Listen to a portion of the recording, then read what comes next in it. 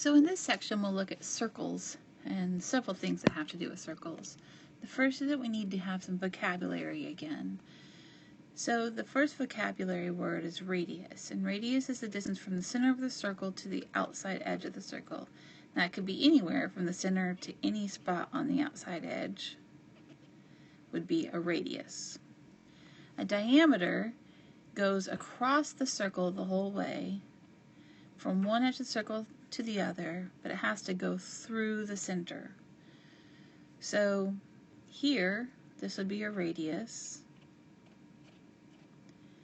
and this would be a radius because that goes from the center of the circle to the outside edge.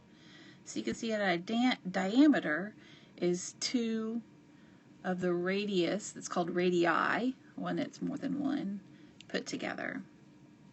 Circumference is the distance around the outside edge of the circle.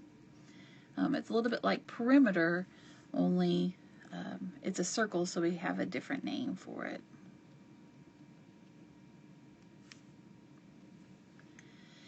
So again, we talked about how the diameter was 2 times the radius, 2 radii put together. The ratio of the circumference to diameter, now remember we talked about ratio before, that's would be the measurement of the circumference over the measurement of the diameter, is always equal to pi. Now pi we sometimes say is 3.14, but it's not really. It goes on for forever. There's no repeating. It's just a decimal that goes on for forever, and we call it irrational because it goes on for forever. If you look up on the internet, you'll see pi carried out to the hundreds of thousands of numbers. Circumference has a formula. It's 2 times pi times r. There's a pi button on your calculator, and you'll use that unless the directions tell you to use 3.14 or sometimes 22/7 as pi. If a hole is cut using a 3/4 inch diameter wood bit, what's the radius and what's the circumference? So remember that the diameter is 2 times the radius. So if my diameter is 3/4, then I would need to divide that by 2 in order to get the radius. So a little reminder about division of fractions. We change it to multiplication, we flip over the second fraction, and then we multiply straight across. So the radius is 3/8 of an inch. So the circumference says 2 times pi times r.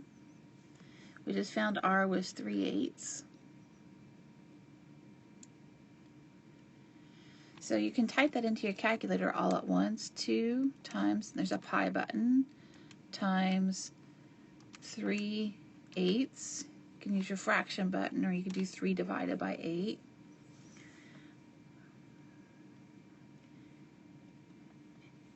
And your calculator might give you this. This is an exact answer, but usually with pi we want a decimal.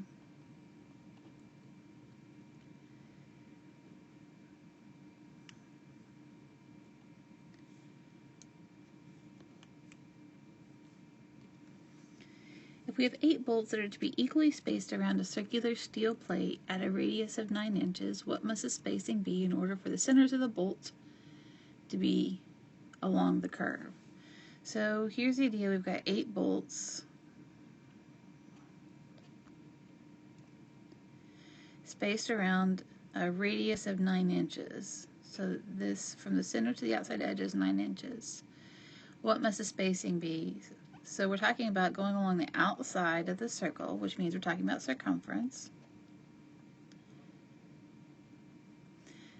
So we take 2 times pi times 9.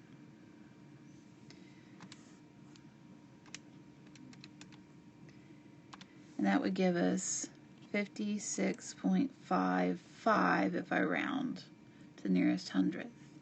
Now there's 8 bolts, and we want to know how far it is between just two of them. So we need to take that 56.55 and divide by 8, since there's 8 spaces between the bolts as well. So if we divide that by 8, we get 7.07 inches.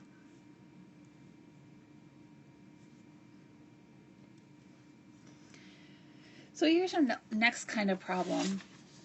This is to find the length of stock that's needed. So stock might be a piece of metal or a piece of tubing, but the idea is to figure out what length you need to cut in order so that when you bend it, it's the right shape, right dimensions.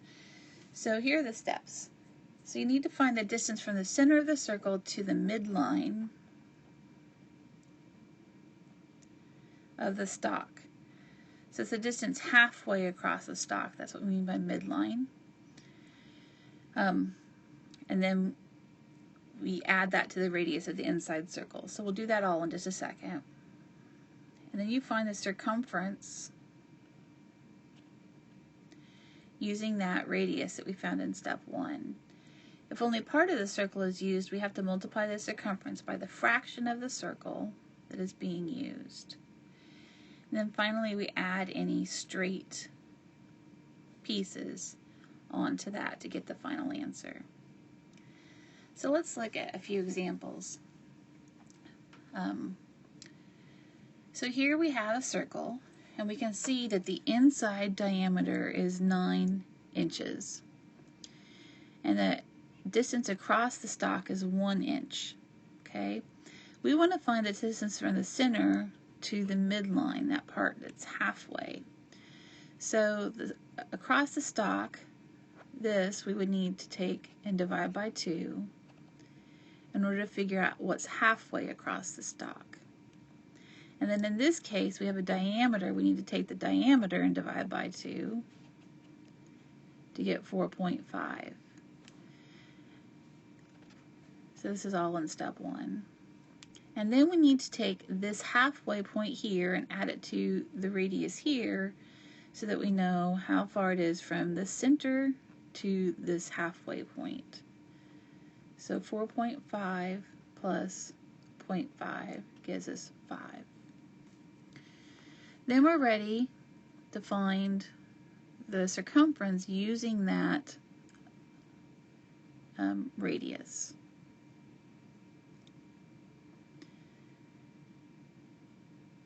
So our radius is 5, so we have 2 times pi times 5.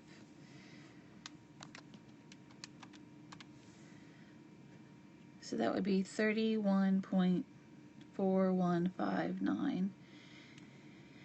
If we want it to the nearest tenth, that'd be 31.4 inches. So you just need to read the directions to ask you, to tell you for where to round. And here it says round to the nearest tenth. So we'll do another one of these. So here it's telling us the radius inside is 6.5 and the distance across that stock, that pipe or metal, is 0.5. So we need to take the distance across the stock and divide by 2. And then we have the radius here already, so we don't need to divide that by 2. We just need to add that to halfway across the stock.